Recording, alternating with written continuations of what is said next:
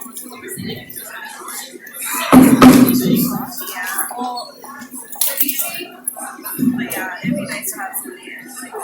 afternoon, good evening. At this point, we will start with roll call. Nancy? Here. Eleanor? Present. Mike? Here. Stacy? Present. And myself. You're all here. Thank you. We will now stand for the pledge of allegiance, please.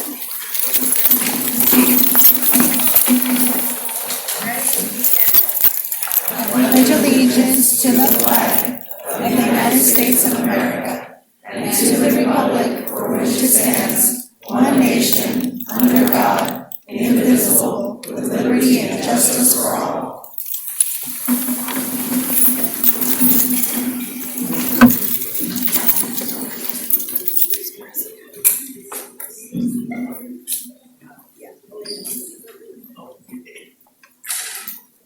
At this point, we have a public report of action taken in closed session. The board reported 5-0 to release employee number 479867 from the administrative position currently being held and reassign employee number 479867 for the 2024-2025 school year. Friendly reminders, there is a video and a photography session located in the back corner of this room. We have it marked with a sign. Anyone who would like to record can do so from there or from your seat. We ask that you please do not come up to the podium to record a speaker. Reminder of norms of respectful behavior. Use respectful language. Be respectful of all speakers.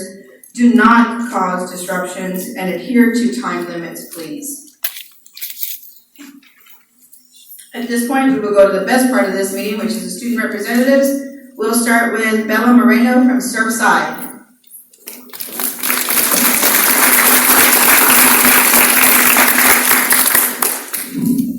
Good evening, Board President Alvarez, members of the board, and Superintendent Dr. Vitale. I'm Emma Davis from Surfside Educational Academy. Congratulations on our February rising star, Brittany Reyes. Despite several recent hardships in her life, Brittany has managed to achieve academic excellence. She attributes her success to the caring and supportive environment here at Surfside. Oceanside police officers presented an engaging workshop on e-bike safety to our middle school students who learned more about traffic laws and how to be a safe, proactive, courteous electric scooter and e-bike rider. Surfside elementary students are rapidly improving their writing skills. Students use a structured process to write essays, and they're practicing writing, organizing, conceptual thinking, and more. Our youngest Surfside members are doing well, touring the campus and taking in the sights as students are learning in the classrooms and achieving their goals.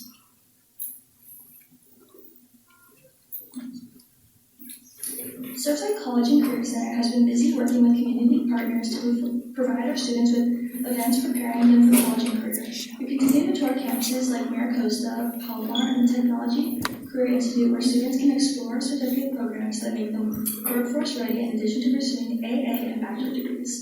We have held resume workshops and FAFSA California Dream Act application workshops to help fund future plans. A Maricosta team came on campus and helped register our seniors for college.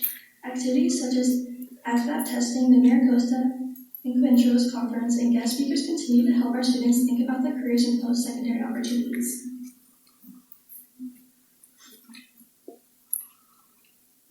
Great things have been happening in our dual enrollment hospitality class. They have gone on 2 recent field trips to downtown Oceanside, visiting local hotels and restaurants, and Visit Oceanside, located in the California Welcome Center, where they have discussed the role tourism plays in our local economy and community. The class has also currently selected 3 of our wonderful students to participate in paid internships.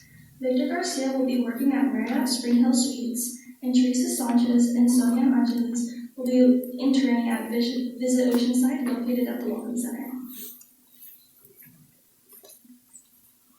The next slide shows a few of our amazing recent grads and their post-secondary plans.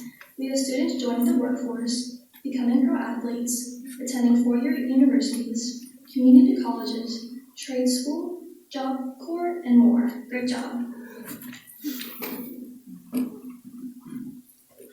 After a nail-biting basketball championship game that went from Sharks leading 16-8, the Knights 18 to 19, a final winning score of 27 to 21. We are happy to report that our 2 year in a row now our Shark basketball team earned the championship title. Way to go, Sharks! With the close of basketball season, we are now welcoming flag football and look forward to reporting on their journey. April 27th, save the date. In an effort to support our newly created ASD, we are holding the second annual Surfside Spring social fundraiser at the Oceanside Moose Lodge. Proceeds will support school activities, clubs, and student events. We're asking for donations such as gift cards, merchandise, or any other services. Thank you for listening. Have a wonderful evening.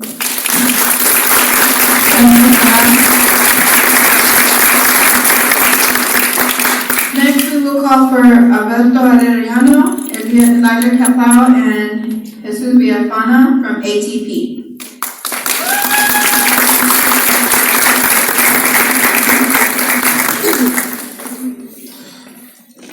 Good evening, President Alvarez, board members, Dr. Vitali, and community members.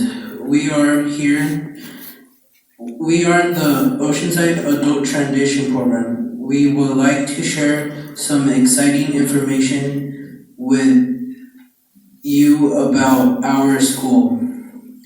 We have several job sites that we go to during the week, including restaurants, grocery stores, and thrift stores.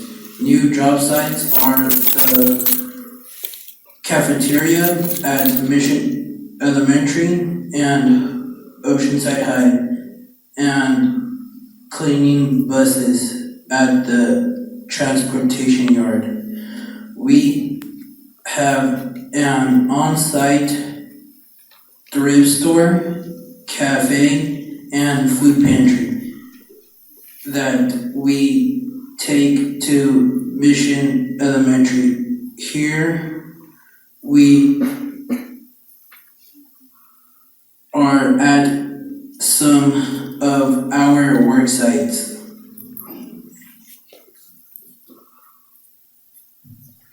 Some of the places we work are Panera, Grocery Outlet, Smart Final, and Kings of Kings Church.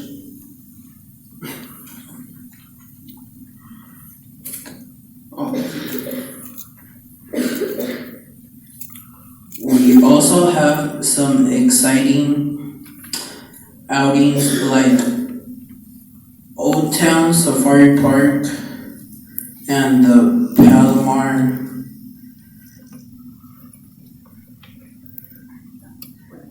Planetarium.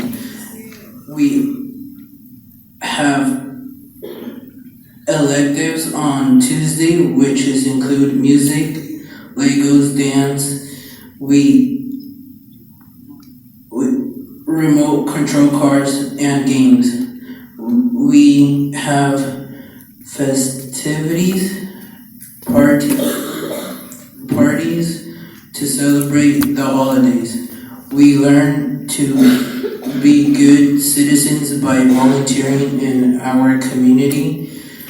We learn to be healthy by getting outside and exercising.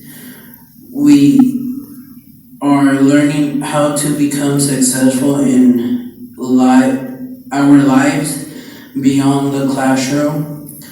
My favorite thing to do at ATP is Friday outings.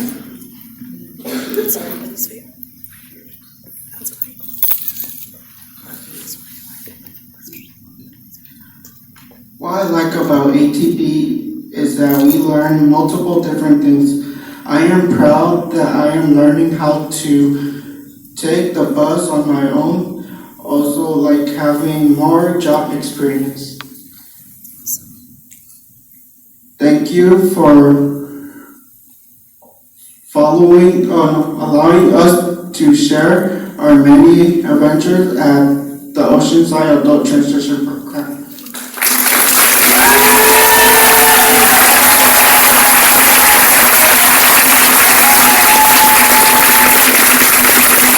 letting me recognize this day. Good job, guys. Good job, thank you so much. I think I'm gonna have to go to some of your activities though. Now we have Chloe Bell from El Camino High School, please.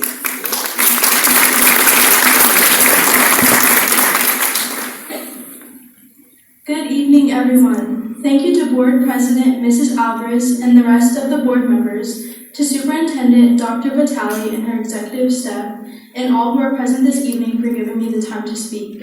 My name is Chloe Bell, and I'm the student representative from El Camino High School. Congratulations to our ECHS Classified Employee of the Year, Ms. Ann Nash, our attendance clerk.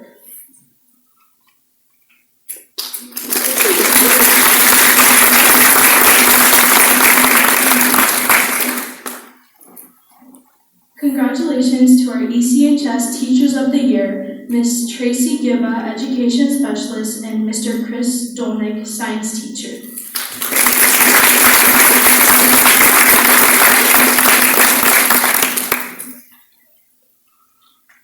Congratulations to our Varsity Academic League for their come-from-behind victory over OHS. Our team also beat San Marcos the following week, which earned them a spot in the Academic League Finals for the first time in many years.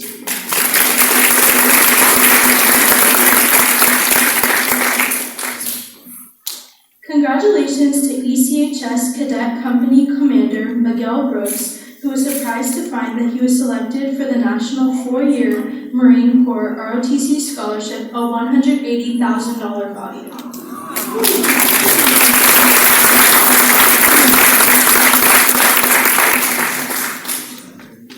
We had a great turnout for our incoming freshman parent night.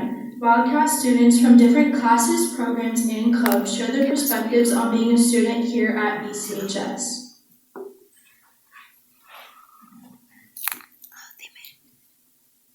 Thank you to Mr. Jamie Timberlake, Coastal Zone Administrator for the City of Oceanside, as well as a host of mentors in the construction industry who came out to work with our students and provide feedback on their projects. Students in the ACE Mentors Club will be entering their submissions in the national competition this week.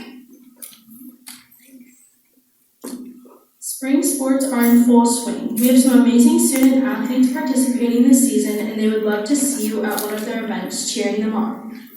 This concludes my presentation for tonight. Thank you for your attention and time.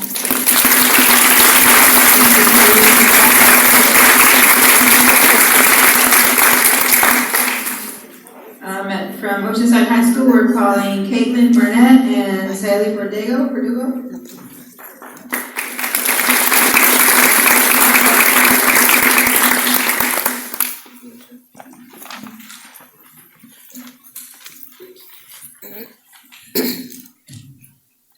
Good evening, Superintendent Dr. Van Levy and Board President Alvarez and other board members. My name is Kaylee Verdugo. And my name is Alexander Gonzalez. And we are from the OHS ASB, here to represent Oceanside High School. Thank you for letting us speak. Our choir has been able to take a trip to LA and rent a theater to see Bob Marley's iconic One Love. They visited the Panegy's Theater and watched incomparable superstar Wade Bradley perform the Broadway musical The Wiz. They walked along the Hollywood Walk of Fame. They toured Warner Brothers Studios and sang at the Hard Rock Cafe. As far as competition goes, our Sandways placed 4th place in the very difficult division with the heaviest hitters in the state. Next competition is Los Alimentos. On February 10th, our students got to dance at the right-of-way at our long-awaited snowball. Students enjoyed the James Bond Casino Royale theme, a chocolate fountain, and a great DJ. Celebrating our achievements in education, we have 95% of our students have completed LPAC's testing. Future Educative Summits was held in Mesa College, where 400 OHS students attended a professional conference to network and learn about careers in education and what you can do to prepare for the future.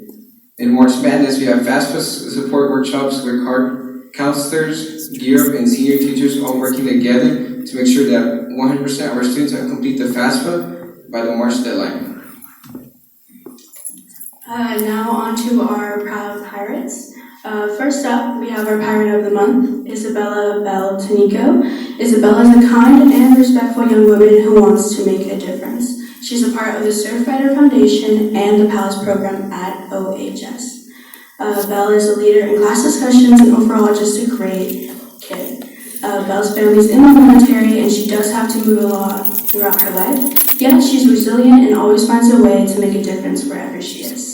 Our Pirates of the Month for grade 9, we have Rowan Speedley, grade 10, Isabella Cordova, grade 11, Haley Weimer, grade 12, Leah Nance, and then our Pirate staff for the month, Randy Subeda, and our Bountiful Pirate of the Month, Diana Jones.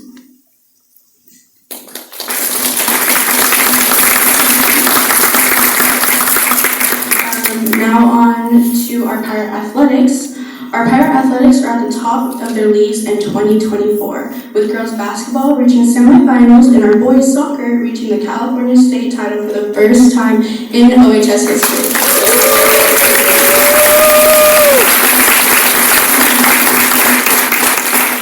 Sophomore Aubrey Madden was named Player of the Game on March 2nd against Fallbrook.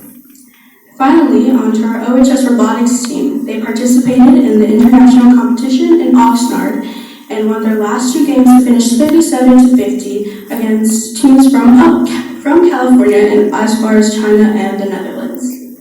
The team competes next at UCSD on March 21st through the 23rd, and they hope to make it to the finals bracket with the top 24 teams.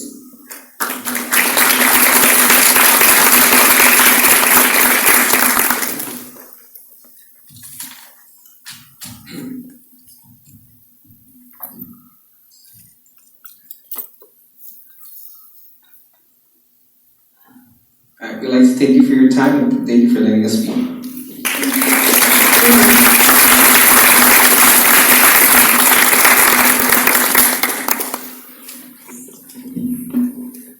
This one we call for approval of the agenda, call for the vote, I have a motion for 2E. Motion to approve. I'll make a motion to approve. I have a first. Second. I have a first and a second. All those in favor? Aye. Thank you, motion passes. We will now call for the superintendent report, please.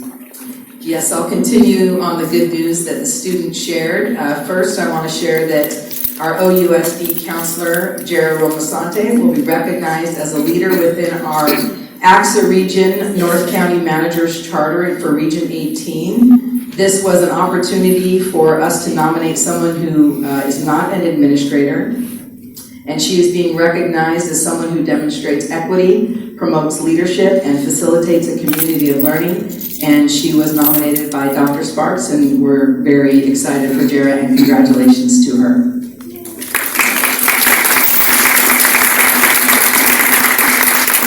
Second piece of good news is Donald Benz and his communications department received an award from his professional organization, CalSPRA, for excellence in communications. They did a video series at the beginning of this school year, Welcome to Our School, where they produced videos for every single school and pushed them out on social media and had kids sharing why their school was special and why kids should go to that school. So congratulations to you and your entire department, Donald.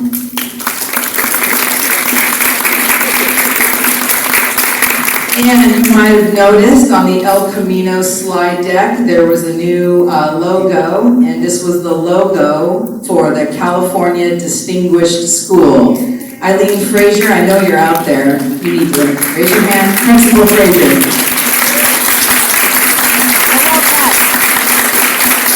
This is the biggest award that I think we've received all year. The state superintendent, Tony Thurman, announced the 2024 California Distinguished Schools.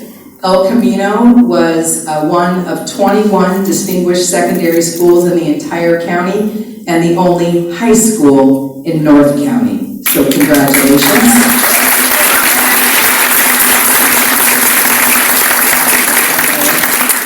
To select California Distinguished Schools, the California Department of Education uses multiple measures to identify eligible schools based on their performance on the state indicators as specified on the California School Dashboard.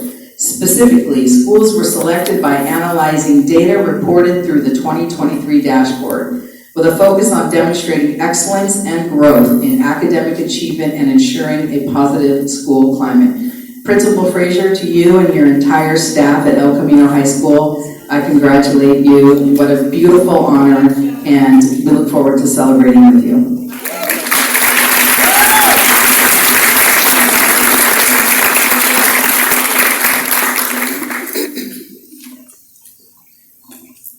Move on to board reports.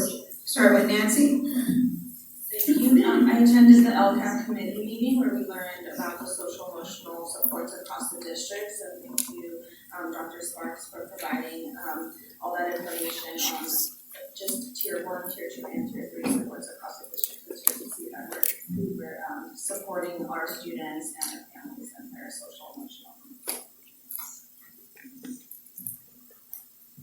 And we'll move on to Ms. Donner. Thank you. I really am very impressed and very proud of the fact that we have such phenomenally excellent leaders within our school system. Not only are they leaders in terms of what we historically traditionally think of leadership, public relations, that kind of thing, but also the fact that they are inspirational leaders, and that is crucial. I've been on the board for 7 years, and this is the first year that I'm hearing so many academic awards. Athletic awards are great, but academic awards for this district is phenomenal. And the whole community, my community, is very impressed. When I say my community, I'm talking about all of Oceanside. You know, this has been a huge struggle. It's like, if you have any kind of military background, you know how hard it is to turn a battleship or a warship or a cargo ship around. You know, it's 180 degrees, but you can't do it like you can do a car or a scooter. It's 1 degree at a time. And we are turning this district around 1 degree at a time, and it is phenomenal.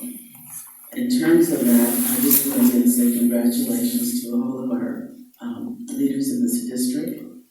And one thing I did have the opportunity to do was attend the West Side Story, which was wonderful. It was as beautiful. If you've seen the movie, this was equally as beautiful as the movie. I also had the opportunity to attend the City of Oceanside Police Academy, Police Award, and our officer isn't here, but he received the Police Officer of the Year Award. So thank you again. You know, everyone in this district is working so diligently and so hard, and we're getting these positive results. Thank you. Thank you. Go to Stacy. Well, I have a couple of things. I went over to El Camino High School, had a music festival where high schools from all over the county came and they performed, and then they were judged, and then they got all kinds of feedback. And that was really great to see the turnout. And today I was lucky enough to be invited over to South Oceanside Elementary to see a girls empowerment session, and I'm looking forward to going back on Thursday, and that was put together by their school counselor and Oceanside High School Career and Technical Education Pathway for the teachers, new teachers working with children. So it was great to see that, and I am very excited. We have so many teachers, and we have all of the school counselors at the elementary working on their national board certification. So I continue to meet with them, and I'm just in awe of how hard they work and the stuff they're doing in their classrooms. That's it. Thank you. Mike? Thank you. I gave my report to Ann, but I had the one pleasure, I guess, was attending the soccer regional state tournament game that Oceanside High won last week, and the Oceanside girls basketball game as well, and their state final championship run. It was a great, very exciting run for both of those guys.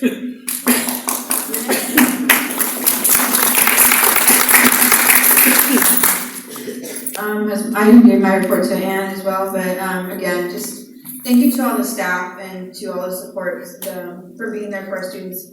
during this time, especially as they're going through their testing and they're getting ready to do their FAFSAs and they're getting ready to do everything that, especially as seniors, we're getting that senioritis is starting to come full circle now. I'm starting to see it now on our campuses, and they're getting to that point of where they're just getting like wanting to be over and done with everything. But thank you for the support of all the staff that is on our campuses to continue to encourage them to continue to push forward, and as they get back into their classrooms and get ready for finals and everything that's going on these coming weeks, that we would continue to be there to support them in everything and anything as they move forward in their life. And we will go now to Oda.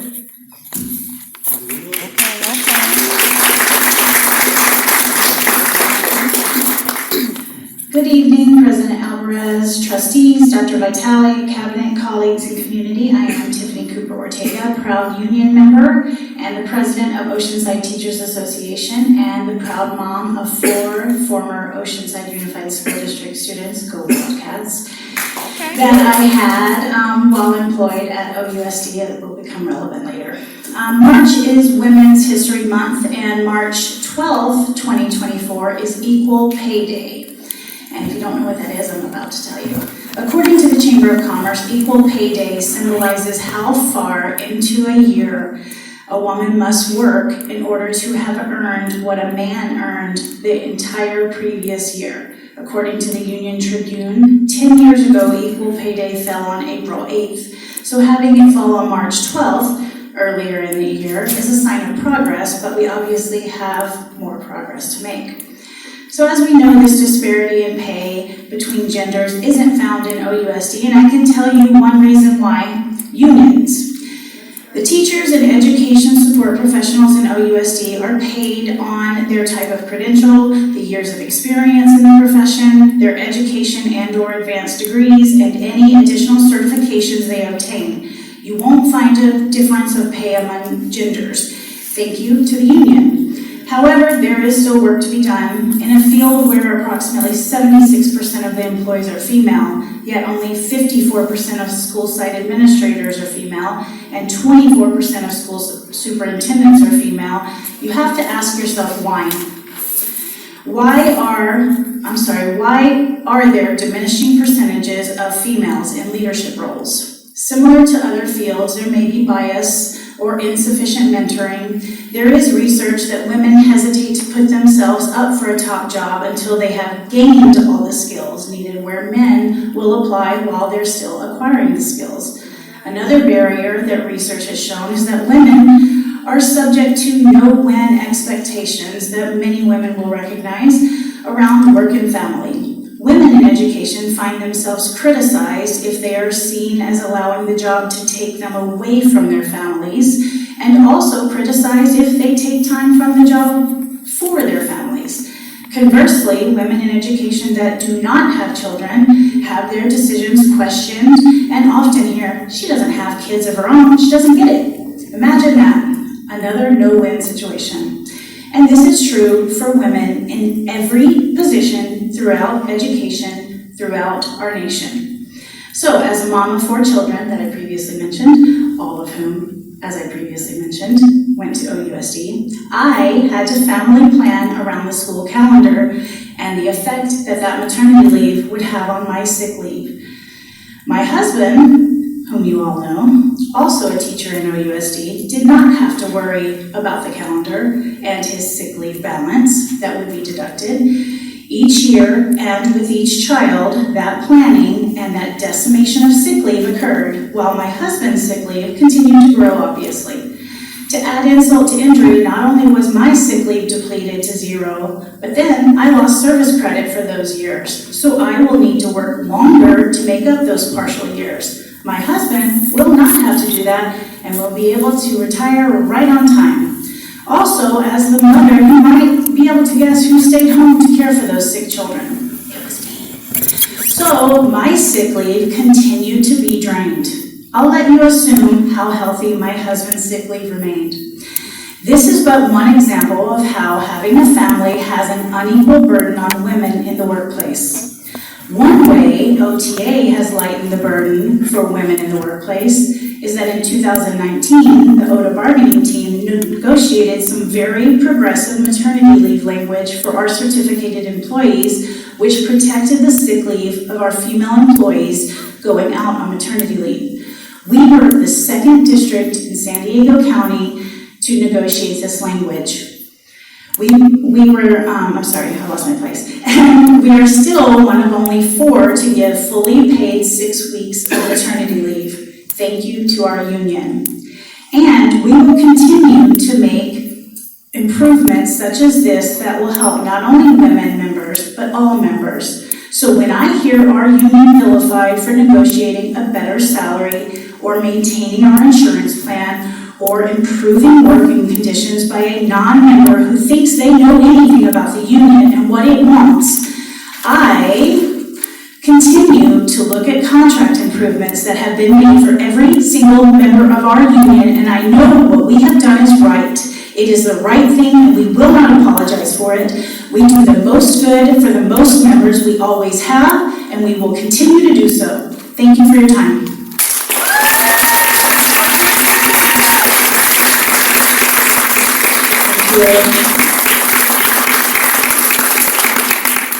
We will move on to public comments on agendized items. During this portion of meeting, individual speakers will be allowed up to 3 minutes total to address the board on agenda items, including items on the consent agenda.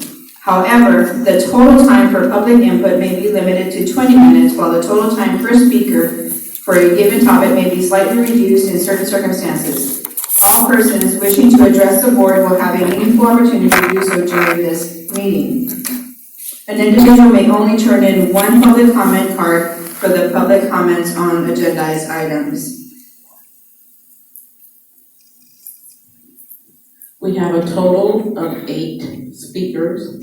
The first 3 will be Paul H., Brad Tobias, and Todd Madison.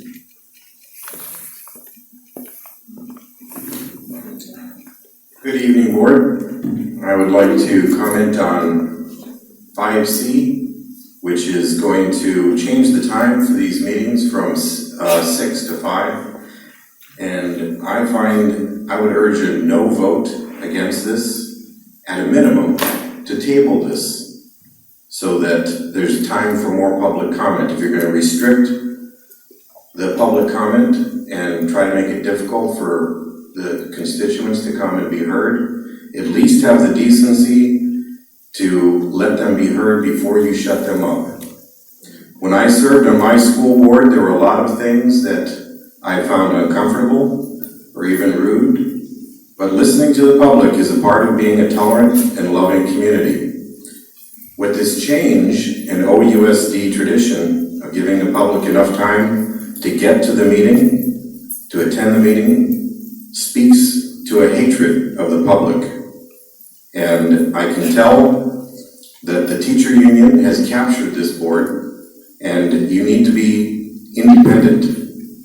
The union and its puppet masters are making themselves enemies of the public with this despicable motion. Neighboring districts, Vista and Carlsbad, both have enough respect for their constituents to meet at 6. I ask you, which nearby school district meets at 5 o'clock? OUSD would be an anomaly. Why bother even going through the facade of open board meetings? Why not just have all your meetings behind closed doors, away from the prying eyes of the public? This is what I consider a tyrannical move, and I would urge a no vote against this draconian, tyrannical, Bolshevik measure. Thank you.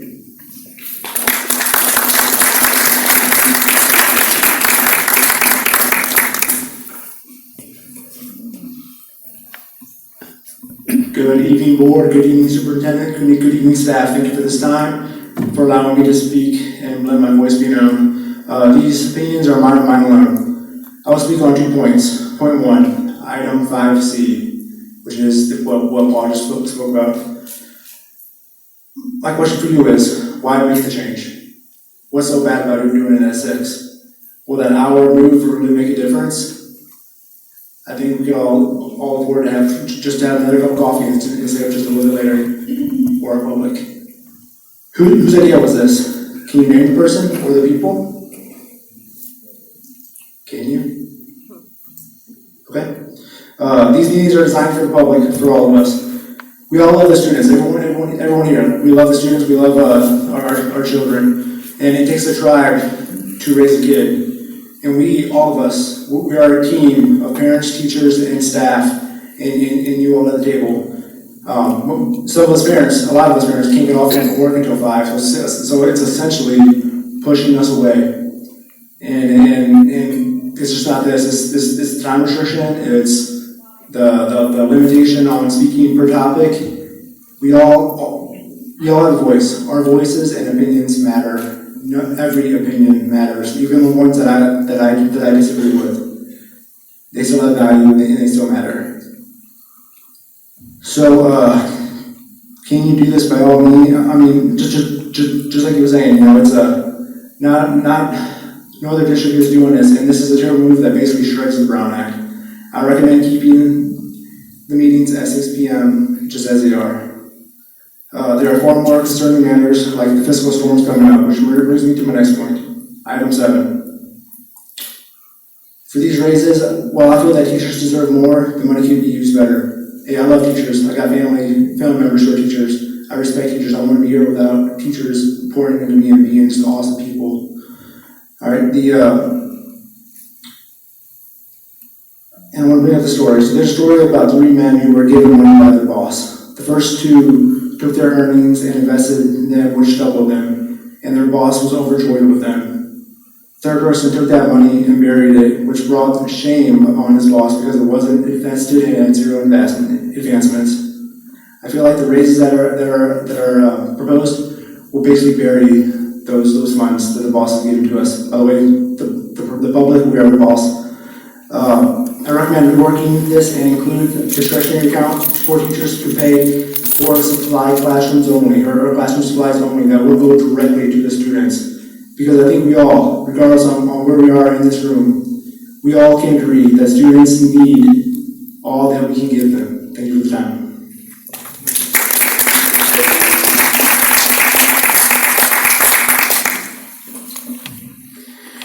All right, so as always, thanks for allowing me, lowly community members, to address the board. We apologize for the inconvenience of forcing you to spend 3 minutes pretending to care.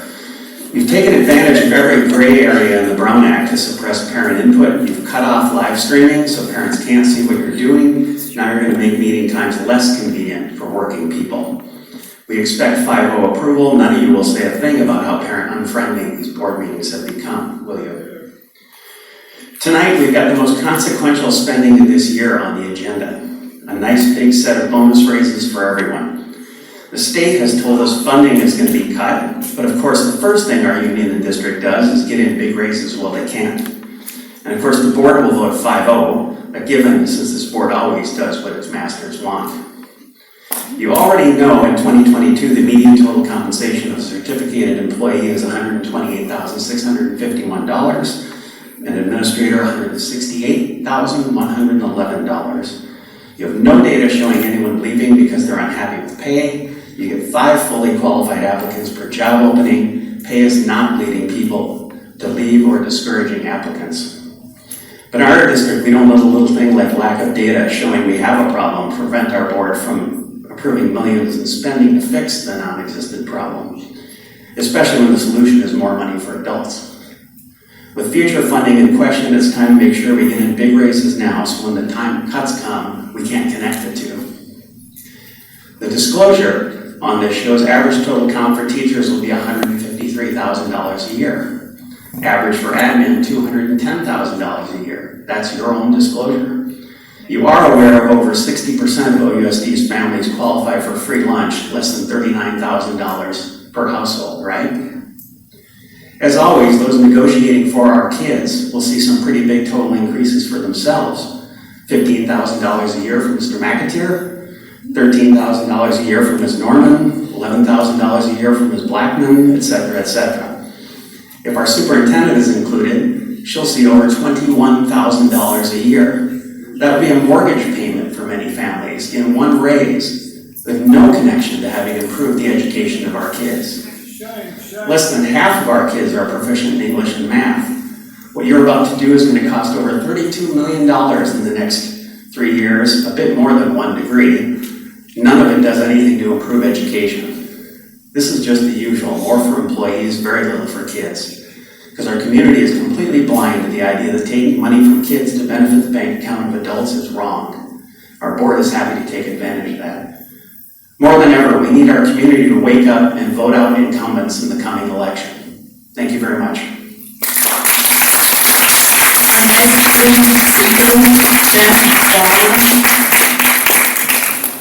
Patty Kay and Michael Richardson.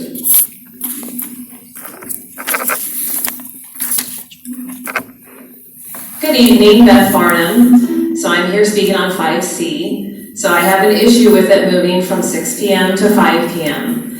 We try and attend city council meetings, which are at 5 p.m., and we never make it. My husband and I rush home, get the kids fed if we can, get over there, and sometimes it's 5:45 and they are almost done with their meeting. I even rushed home and got on Zoom, and because they actually still live stream, and it's done. So what you are doing is a disservice to working parents. I know what we're saying doesn't mean anything. You guys are going to do what you're going to do, and like everyone has said before me, you actually do not care what we think. There's going to be an election coming up soon, and the 2 incumbents are going to be going away. The 2 rhinos that are in the room are going to leave because you're going to be exposed for what you represent. You don't represent the children. Seriously, I have a friend that's on Camp Pendleton. Her son is at Stuart Mesa. She tries every time to get here, and she cannot. You move it to 5, and she just forget it. And you don't respond to her emails either. So if you're for the kids, you'll table this. Seriously, it is disgusting.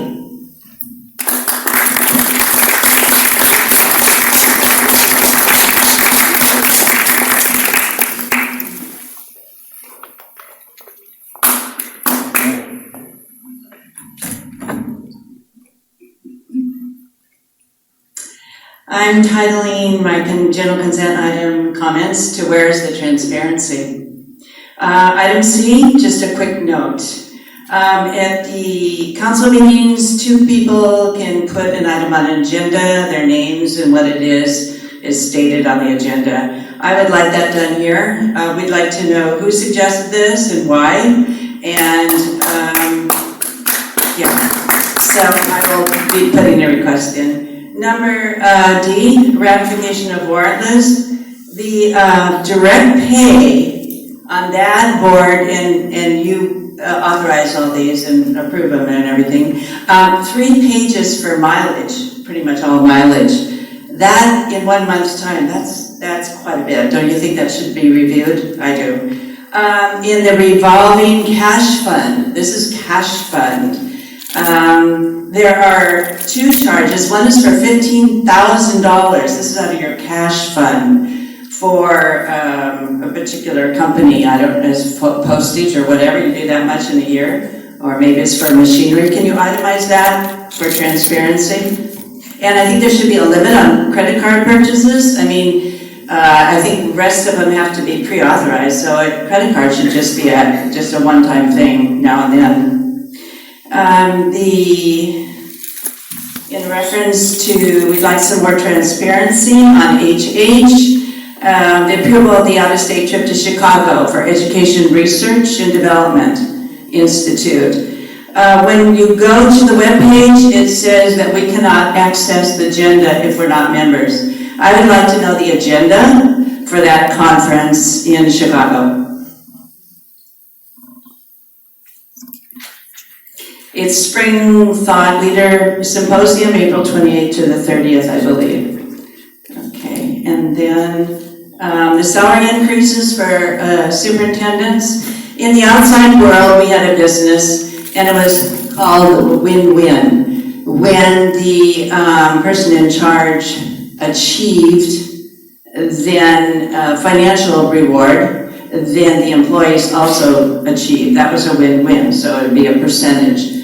And that was a positive thing. Unfortunately, in the school district, I see that it's a win-lose situation. Win for those that get the pay raises and lose for the students. On 8A, approval of purchase to the tutoring program, I'd like to request who will be monitoring the students' progress, and if it is free and voluntary, how do you monitor if the students participate and what the outcome is? There was no information on that. In regards to the contract, the source on your website says that is a 2-year. Thank you. I'm finishing my sentence. No, you're good. Thank you. I'm finishing what I said. Thank you. Your time is up. Thank you. Will be Michael Richardson, Charles Joy, and Marissa Crawford.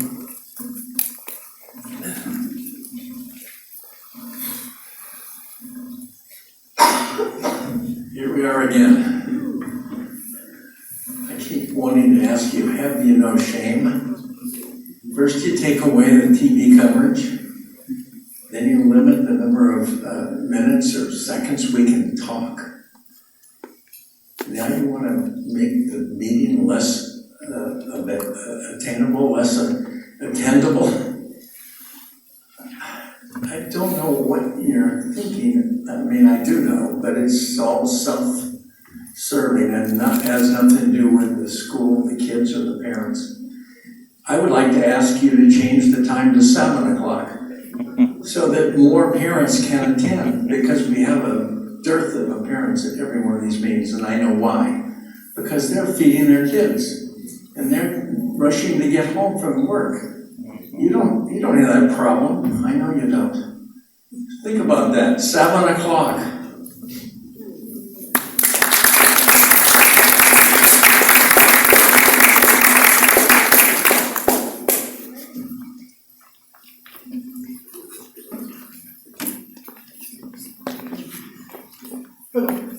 I'm Chuck Joy. I'm the new union president, so you gotta bear with me a little bit. But we're here to talk about the negotiations. They're not going good. And right now, you're offering us 4.5%, and then you're taking away $1,000 to pay for insurance. Right now, we have every year people that are below minimum wage. Every year, something happens where they get a little bit extra money until we complete our negotiations. That money is taken away, and then whatever percent we get is added to them. It's unfair. How do you give people money and then take it away? 2, how can everybody make money but the classified people that actually come to work in the mornings, close the buildings at night, feed the kids, provide security?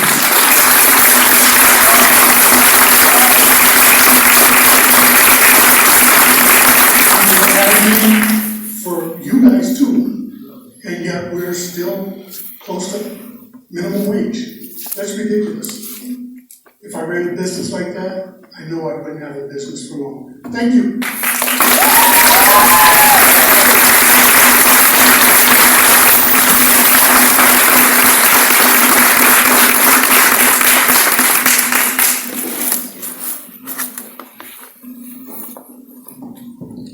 Hello, distinguished trustees, board president, and Superintendent Vitale. I'm here to speak tonight as the classified negotiations chair. The classified staff were slighted this year.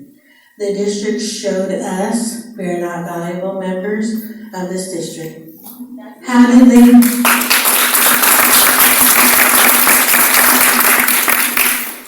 the district do this? The district met with the certificated union 3 times before coming back to the table to meet with the classified staff. Number 2, the district offered certificated 5% as well as other very expensive additions to the contract. Meanwhile, they subtracted the cost of squaring our salary schedule from our 5%. They are saying that the squaring cost the district 0.57, which equates to about $250,000. Why? Why would it subtract the cost of anything from the 5% we deserve? Number 3, we know the cost of insurance has skyrocketed. However, The classified staff should not be punished because our pay is not kept up with inflation over the past 5+ years.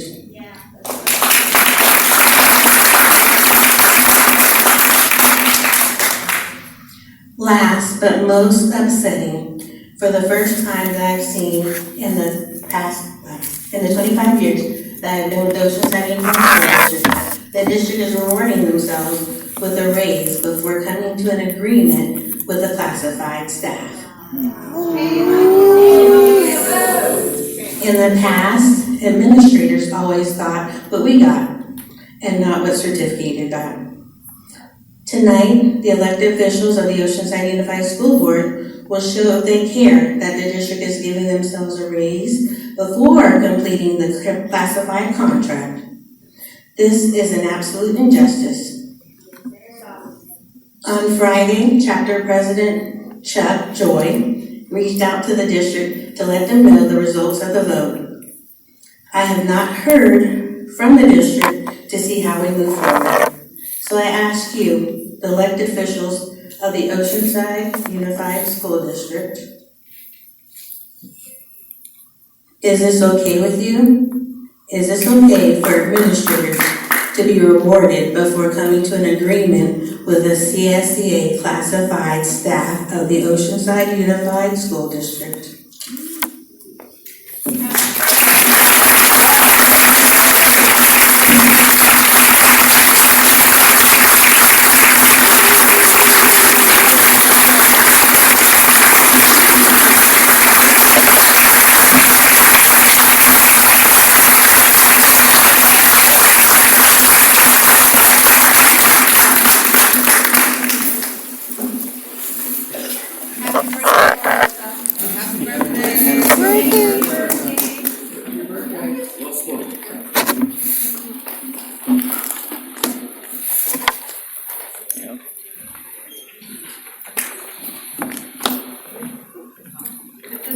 I'll call for the vote of the general consent agenda. I'd like to say something before. I'd like to make a motion to table 5C until we're able to have more discussion about the pros and cons of moving it to 6 p.m.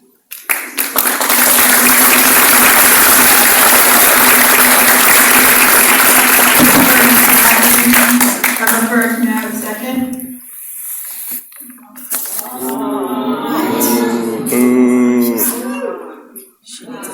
At this point, we move forward for no second motion.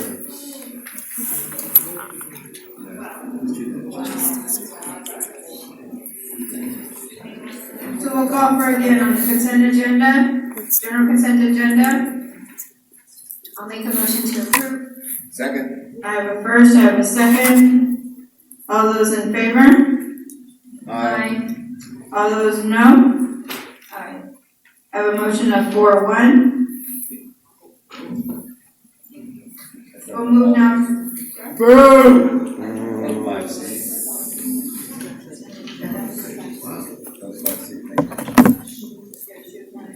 She didn't get a second.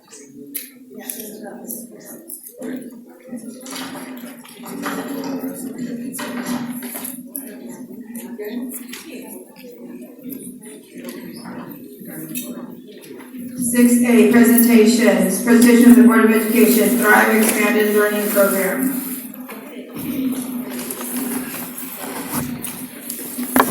Good evening, Board of Education. Thank you so much for the opportunity for me to present to you Mrs. Teresa Richmond, who is our coordinator in charge of our Thrive program, who will be sharing with you the highlights of our program, the funding that we have to provide, and how we're ensuring that our students have the best expanded learning programs possible. Mrs. Richmond. Good evening, Dr. Vitale, Board President Alvarez, our Board of Education, and cabinet members. As Dr. Ray said, I'm Teresa Richmond, and I'm here to tell you about the Thrive Expanded Learning Program. Next slide, please. So the Thrive Expanded Learning Program supports OUSD's vision that all students graduate college and career ready, prepared to be global citizens, and ready, and responsible citizens and ambitious future leaders. Our work aligns closely with Goal 1, the academic achievement, and with the second area of social emotional support and positive learning environments. Next slide, please.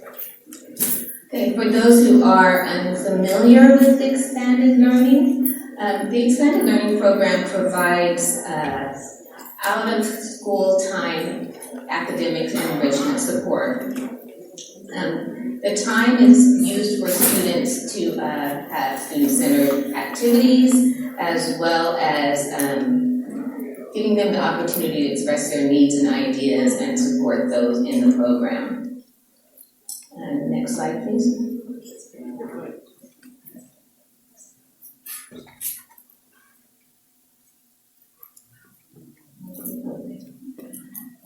And so, I'm going to go ahead, and today we're going to talk a little bit about our expanded learning program. I'm going to tell you a little bit about the history of the program. I can't see you guys. Do this. I can't see you guys. So we're going to talk a little bit about the history of the program, some funding sources that we use, the goals of expanded learning, the students that we serve, the partnerships that we have with our community and within the district, some services we provide, as well as the dates of programming and a few highlights of the program. Next slide. Oh, we're right there already, sorry. So the history of the program, let's see, it starts in 1999 with the ACES grant, originally intended to provide support for students who needed childcare and a safe place to go while their parents were at work. Started with 614 schools and about $50,000 in resources for that grant. And you can see on the map there that it's pretty sporadic there in California. But with the passing of Prop 49 and Assembly Bill 338, we were able to see that funding increase and the number of schools that we serve increase as well. Next slide, please. So between 2006-2007, we saw that the ACES program grew tremendously beyond that $50,000 first allocation to about 430 million in assets funds released, which allowed us to service almost first-century schools and assets. So that allowed us to be able to serve a lot more students. And the expanded learning program just continues to grow because the needs of our students continue to grow. So next slide, please. So currently OUSD's Thrive Expanded Learning Program is funded by 6 grants or funding sources. We started with the ACES, and then we added 21st Century in assets for our teenagers in high schools. And then the state added ESSER 3, which is our COVID relief funds, and a little bit of equitable access funds for our Surfside schools to help them be able to access our programs at other sites. And then all of these things were added to help not only mitigate the learning loss from COVID, but also to help our unduplicated pupil populations to expand their opportunities and increase their academic success. That these funding allocations are based on the percentage of unduplicated pupil population, as well as our ADA attendance. Each grant has specific requirements and guidelines, but the overall goal for our expanded learning programs is to improve learning outcomes for our students. Priority enrollment is always given to our students who meet the qualifications under the ACES grant. That would be our students who are McKinney-Vento or homeless foster youth, as well as our students who meet the free and reduced lunch qualifications, and our middle school students who need to be on that program every single day and can attend every single day. And then we've added in also this year the our students who are multilingual learners or learning English. So next slide, please. So with the addition of these 6 grants, it enables us to serve thousands of students across the district in grades TK through 12 and across all of our campuses. And so they are able to thrive. And I want to tell you a little bit about this snapshot next slide, thank you, of our funding sources. This is the allocation for 23-24 school year. All of the grants or funding sources you see there are they are applied for by our state of California. Even if it's federal funds, they have to apply for it by the state of California. And then the San Diego County Office of Education is our grantee. They apply for through the state for funding for us. So all of the grants that you see there are distributed or dispersed by the San Diego County Office of Education. And with that, we partner with them very closely to make sure that we are being fiscally responsible as well as compliant with all of our grants in alignment with Focus Area 4, being responsible with our resources. We also partner with our various departments here in the district to make sure that we strengthen the district's short and long-term financial pictures through goal-setting, planning, and collaboration. So, because we believe that through responsible budget management, we can increase the number of days and quality of the programs that we provide to our students and maximize the use of the funds that we're being given. Next slide, please. So, looking at our program goals, again, I said previously that they align with priority area 1, with supportive learning environments, and 2, providing engaging learning and enrichment opportunities that prepare our students for college, career, and beyond high school. So Thrive Expanded Learning Program also seeks to make sure that all of our students feel safe, inclusive, and have collaborative spaces where all students can learn, grow, and thrive in inclusive, equitable, affirming spaces that are connected with each other, where they can connect with each other, and our very caring staff that is there to support them. We want them to feel valued, and we want them to feel safe and needed, and so Thrive is a place where all students can learn, grow, and thrive. Next slide, please. So when ACES started, I stated that it was a place for students to go after school to have safe places away from gang violence or being latchkey students when their parents were at work. However, with the addition of all the funding sources we just went through, legislature has been pretty clear that expanded learning is more than just childcare. The goal is not simply to give them a safe place to go, but it's to increase how we are providing opportunities for students and the academic support that they can receive. And remember, this gives our students equitable access, especially for those who are unduplicated populations, for those who may not otherwise have access to these resources. Our programs are also structured differently than they used to be when we were just ACES. We have grade level appropriate curriculum. Our students are collaborating and partnering together to solve problems. They have balanced opportunities for critical thinking and optimized learning, and they do it in a fun, engaging way because the students have a voice and choice in what they're doing and learning. In addition to the academic portion, our staff is highly trained to administer not only the academics but social emotional supports for our students. They do things like curricular rotations, they provide opportunities for our students, and specialized services for support. So as such, the Thrive Expanded Learning Program is not simply childcare. It's not your traditional summer program either. It's a place where our students go to get academic support and to receive a variety of opportunities outside of their regular school day. Go to the next slide. So Thrive is, as you see there, academic success and enrichment opportunity. And we're going to go to the next slide. So I wanted to tell you a little bit about the students that we serve. I only put the data here for TK through 8 because as you can see it's already difficult to read. But the chart shows the enrollment of our students during the 180 days of school. Our program for the regular school day is every single regular school day before and after school. But this data does not show our high school students and the many, many students that we serve through our Assets and 21st Century grants.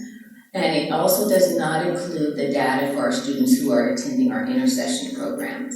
So the data that you see here, though it is very robust and inclusive, it actually is missing quite a bit of our students. So if you go to the next slide, you'll see that almost 2,700 of our students who are enrolled in our program daily, that's just TK through 5, 25% of them are enrolled daily, and then 25% of them are, of course, like I said, TK through 8th grade, but 75% of them are eligible for free and reduced lunch. And that's huge because the state says when 75% are eligible, the entire school should be able to attend for free. 17% of our students with disability attend our program. We work really hard with our providers to make sure that they are trained and that they have the support that they need to make sure that our students are included. And then we have 14% of our multilingual learners who are attending the program. And we'll go to the next slide. Okay, so partnerships, I want to spend a little bit of time here because currently, this really aligns with our focus area 6 and our priority goal to make sure that we enhance our school climate to cultivate partnerships in the shared decision making for all educational partners. Why that's important is because currently our Thrive program partners with 6 community agencies. Those agencies are listed. We also supported by nutrition services and business services and transportation services and facilities. It's not just our outside community that need to partner together and communicate and work together, it's also our district departments, and that's something we're really proud of that we are doing with our program. We also have partnerships with outside vendors and outside community members. For example, Cal State University San Marcos comes in and does a STEM program for us. We also have Oceanside Theater Company, where a few of our students have been in the plays over there. So if you have been to any of those, you might have seen some of our Thrive students. We partner with Parks and Recreation for things like swim programs that we do over the summer at Intercession, as well as like Bodeguitos Lagoons and the beaches, different places we take our students out to learn about the environment, beach cleanup days, things like that. True Care and some of our other outside agencies for mental health support, not only for training for our staff, but also support for our students and families. We have several subcontractors that really specialize in unique services that our providers may not have. So we partner with them to bring in a variety of enrichment opportunities and some literacy opportunities and things of that nature. That's just a little snippet of some of the partnerships that we have. What we're doing now is we are currently in the process of doing our first request for proposals for the expanded learning program. What that means is we are reaching out to try to find the most qualified, most fiscally responsible, and the most engaging and inclusive programs and providers that we can find. Our goal is to come down from 6 to 2, and there's several reasons for that. One is that the amount of overload on our human resources. Our departments are overwhelmed with the 35 contracts and the 50 invoices a month, and we want to make sure that we're being fiscally responsible with the amount of time that our staff is using just for our program when there are so many other programs that need attention. Additionally, we want to make sure that all of those grants that we receive, that we are compliant with those, and that we are operating under one comprehensive program for OUSD. So that makes it a little challenging when you have 6 different organizations with their own ways of doing things and their own ways of operating and philosophies. So we want to make sure whomever we partner with, and it may be someone different than who we currently have, that they are in alignment with our district vision and able to support all of the measures that the county has in place with regards to compliance and attendance monitoring and ADA. One thing that can happen with all of those funding sources is if we aren't compliant, if we aren't meeting our average daily attendance, we could lose that funding. And so we're looking at all of those numbers and the data, and it's telling us that it's time for us to really take a look at our programs and providers. It's been a long time since we made any changes, and while we're very grateful for all of the support that our current providers have given, we just want to make sure that we're doing our due diligence and selecting the people that are appropriate for this time in our program. And that RFP, just so that you know, it will post tomorrow, and it will go out to the community and anyone who's interested in submitting a proposal. Let's see, this proposal will be just for our elementary and middle schools as well. Question. Yes, sir. Question on that thing. Does that mean that this request for proposal will be the requirement within it says that they say you got to service all of our elementary schools? Or have the capacity to service all of ours? We're trying to get down to 1 or 2 providers. Yes, so that's the goal. We know it's not always possible because we are such a large district. Capacity may dictate that we might have to have 2 elementary or 2 middle school, depending on the numbers that the first selected RFP or provider can accommodate. So in our RFP, it does state that the goal is to have 1 elementary, 1 middle school. But if that's not possible, we will look at the second highest ranked provider and then give them the opportunity to take the additional schools. And if it needs a third, then we will do that. But our goal is to try to get it as narrowed down as possible. It does take a toll on not only our ability to be compliant with the county, but also the amount of man hours it takes to manage the program. How long has the RFP been running already? So it posts tomorrow. And they usually run them for about 2 weeks. And I've been meeting with different people and our current providers and offering support for them on what that looks like, because many of them haven't done that before. And so they've been aware of it, and it posts tomorrow. And so we're excited to see when we did our TK Kinder proposal, we had several outside agencies, and our panel decided to go with one of our current providers. So we don't know what it's going to look like, but we do have those provisions in place. What was the time frame though that we gave the 6 already that we currently have? Like, did we tell them like, hey, this is gonna be coming up and so if there was something that they could do to work together as a group, did we give them enough notice to be able to say, look, you can work and we can work and we can come together to work together? We've been looking historically at a variety of things. One of the things that's most important, as Mrs. Richmond said, is to really think about the quality of the program and whether the students want to attend. Because as many students as we enroll, just like we have chronic absenteeism across all of our programs, if our programs do not provide the structure, excitement, high quality support for learning, then our students don't come. And if we don't meet some of the thresholds from the state, what will actually happen, especially around some of our ACES funds, is we will lose that money and it will go to charters. Because there's a wait list currently in the state of California for people to get this funding, and the way that they are able to get it is if we don't make our goals, then that money is taken from us and given to somebody else. So as we've been looking at our programming, we want to make sure that we maintain that high quality programming, that also our providers provide us the resources and the documentation we need in the county. Because the county can also, so while we're getting into a place where we might have started in, 1999 with a very small program, the great expansion of the larger amounts of funds creates more complexity for our providers, so they need to be thinking about those things as well.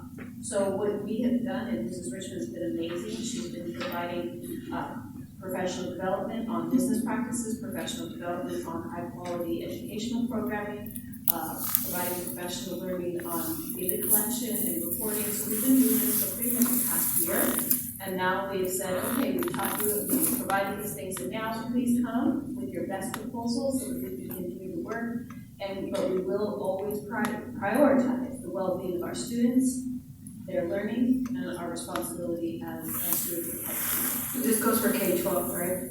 K-8. It's only for K-8, Yes. So the high school is not even looking to change or do it. Not at this time. But is it possible, because I know earlier we talked about the numbers and the data, is it possible to get the data for the high school? Yeah. Department? Yes. Thank you for that question, because I know that it is a very sensitive thing. We've had these providers for quite a long time, and I've enjoyed working with them. But it is important, I think, that we also be fiscally responsible. Our fiscal department has to have on record that we have had a process to choose our providers, and we want to make sure that we are compliant in all areas so that we don't lose funding. And yes, I've had a lot of fun, as Dr. Levy said, working with these teams, and we've gone through pretty much everything they would need to know about an RFP, and they've known about it since the beginning of the school year. Perfect, thank you. Sure. We're going to go to the next slide, please. Okay, so we're going to talk a little bit about the services that we provide. So all programs are held at each of our schools, elementary and middle school, and our 3-base schools. So all of them have a program on site. These programs this year have been offered free of charge to all of our students, with priority going to those students who meet the ACES criteria that we just discussed. It operates on 180 regular school days before and after school, and there are minimum of 30 non-school days that we operate for the ELOP program. This year, we also did a TK Kinder proposal to support our youngest learners. We know that this is new for our providers, and we wanted to make sure that they were comfortable. And we had the strongest people working with our youngest little guys. And so we did that with the Jumpstart program this year, and they have daily enrichment rotations where the teachers get to have a little bit more time one-on-one with their students, and the kids get to have lots of different activities and rotations in the afternoon. We also have had several off-site excursions. Our transportation department has been amazing. We've done over 35 field trips off-site, and they range across the board, but we're really excited about that because we know that our students are on campus for many days, many hours, and we'll talk about that on the next slide, please. So we were looking at the days of programming, and we thought, okay, 180 school days and 30 intercession days equals 210 days. But we started to look at also, well, how much does full-time working adults work? And that's 251 days. But then when you look at the hours that people are working, our adults may only may work 2,008 hours, but our students are almost at 2,200 hours because they're on our sites from 6:30 in the morning till 6 p.m., many of them. So their day is with us. And it's important that their day isn't just behind a desk or just running around and without any structure as well. So when I'm looking at intercessions, that's why I like to get them off campus. And that's why it's important that we're fiscally responsible with our resources so that we can build more robust intercessions. as those days come. We also have historic low enrollment right now, and we're finding that, students who come to the expanded learning program and have those connections, things of that nature, and they come for the field trips, whatever they're coming for, we're getting them back into school, and that's a benefit.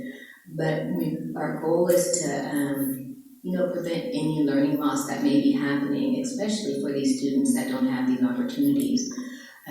So Thrive has the potential to really change the trajectory for these students, and we can do that by maximizing our resources and serving the maximum number of students, tracking the students who are attending, as well as making sure that we're running programs that are engaging, that students want to come to, and that are really high quality, and we also want to get our parents and families involved in these programs too. So we're looking forward to some really positive things happening as we continue to build our programming in the upcoming year.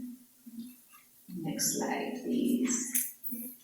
I did mention a little bit about summer learning, and the reason why I mentioned that is because when we're looking at fiscal responsibility, we're looking at the days that we're offering intercession throughout the year, and we're looking at the number of students who are attending and the costs related to that.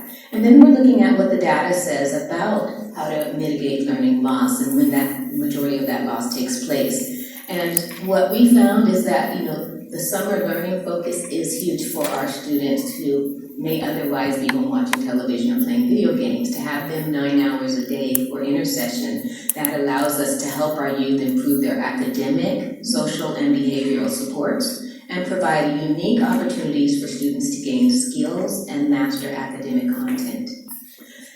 Thrive provides those students who might not have access to education resources throughout the summer months that opportunity to have that. So we're really excited about that, and I just want to share with you, next slide, just a couple of things that I did not get to show you. So on the next slide, there's just a couple of photos of our program. I know that we couldn't show you everything, but our kids are having a great time. We have middle schoolers there from Lincoln. They do a lot of motivational and teaching students about themselves and how to have pride. They bring in people from the community. They go out into the community. We also have a swim program. We had 4 of our 6 providers took their students out to learn about water safety this summer, how to swim. If I had some other pictures to put up there, they're jumping out. So that was really exciting for them. And of course, we continue to have in-classroom activities. A lot of them are STEM-based. This summer, we're really going to be focusing on collaborative projects and bringing in resources for that. I'm really proud of where we've come from at the start of this year, and I'm really excited to see where we're going to go in the upcoming school year. And I thank you for your time tonight, and thank you all for listening.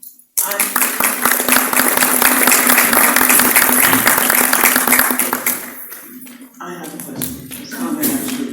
You answered most of my questions, and thank you for a very detailed presentation.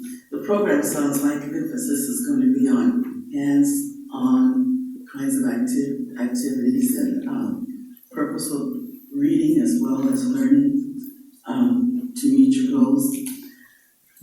One of the things that caught me when you talked about field trips, is there a way to coordinate, since field trips are so expensive for the district, and my understanding is that the school or the teacher, the classroom, has to be able to raise the funds some kind of way, access the funds for them to go on a field trip? Is it possible to coordinate so that if a teacher has like X number of students in a class and they wanted to go on a field trip, could the teacher make a specific field trip? I don't know, San Diego, Museum of Man or something. So, would that be possible? So the expanded learning grants can only be used for out-of-school time, but we do have teachers and principals who are also submitting proposals to utilize expanded learning funds.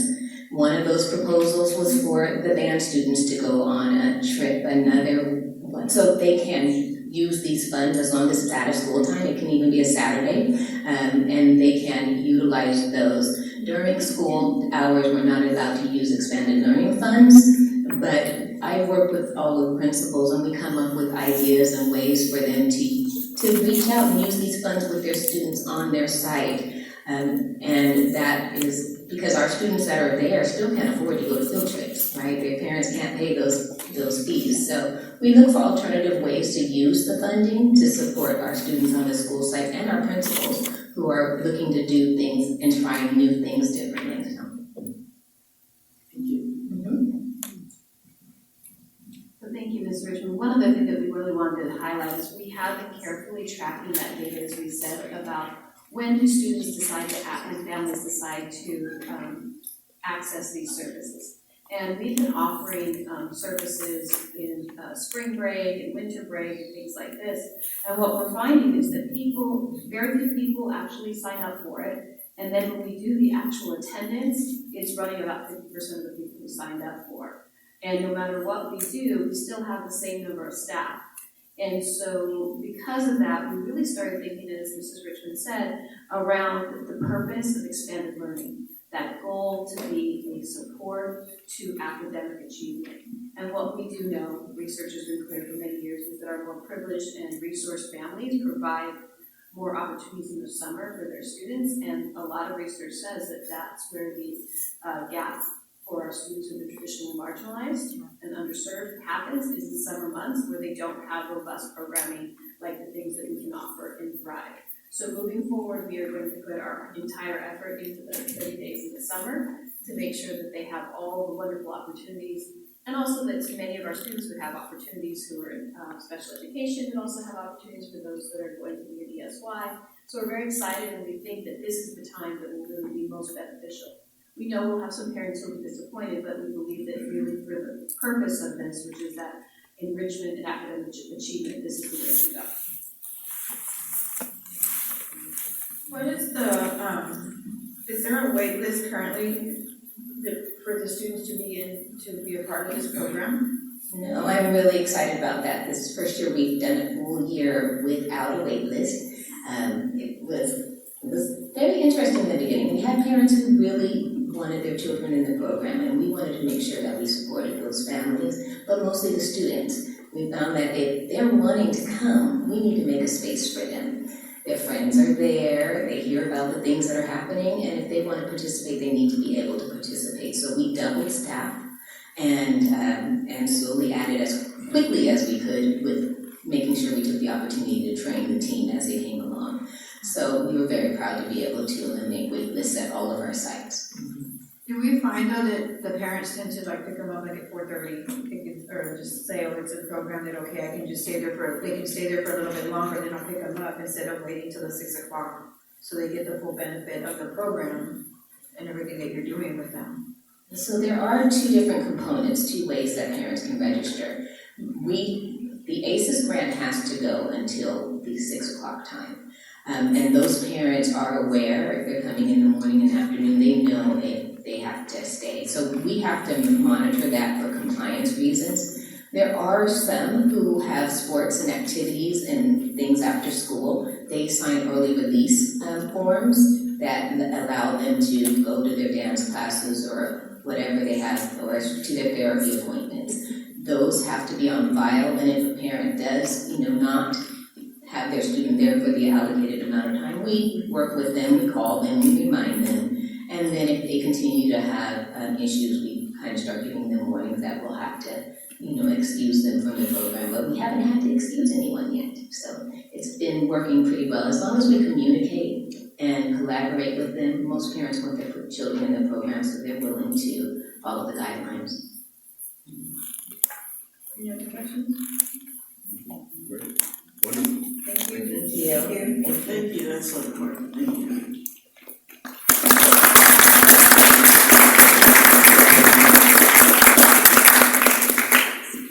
We'll move forward to 7, personnel. A, approval of English learner authorization for teachers.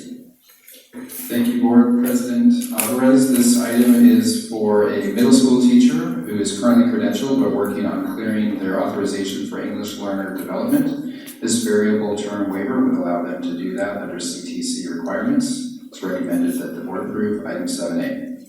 I'll make a motion to approve. Second. I have a first and a second, all those in favor? Aye. Motion passes. Move to 7B, approval of class specification revision, special education paraprofessional 1. Thank you for this item. The district staff worked in collaboration and consultation with CSE input to accurately reflect job descriptions changes, as well as increase pay from range 14 to 15 for the paraprofessional ones. It's recommended that the board approve item 7B. I'll make a motion to approve. First and a second. I have a first and a second, all those in favor, say aye. Aye. Thank you. Move to 7C, approval of the class specification revision, special education paraprofessional 2. Thank you again. Similar to the previous item, this is to update the job description for paraprofessionals 2 and do a range increase of pay from range 14 to range 16 for this family. It's recommended that the board approve item 7C. Thank you. I'll call for a motion. I'll make a motion to approve. Second. I have a first and a second. All those in favor say aye. Aye. Thank you. Motion passes. I do want to make a thing though real quick. That's been a lot of work, so I appreciate the work that's been put into that because I know it's been something that we've been looking at and we've had a lot of conversations. I know Stacey and myself have had a lot of conversations with different employees out there that we're looking for this to be changed in the wording. So just thank you for taking the time to do that. Thank you. Appreciate it. It's a big need to serve our students and we're glad we're able to accomplish that. Yeah.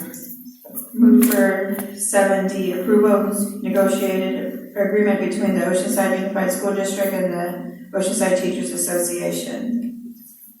The district and ODA sunshined last year in this time, or about this time, and worked all the way up through January on an agreed upon new contract.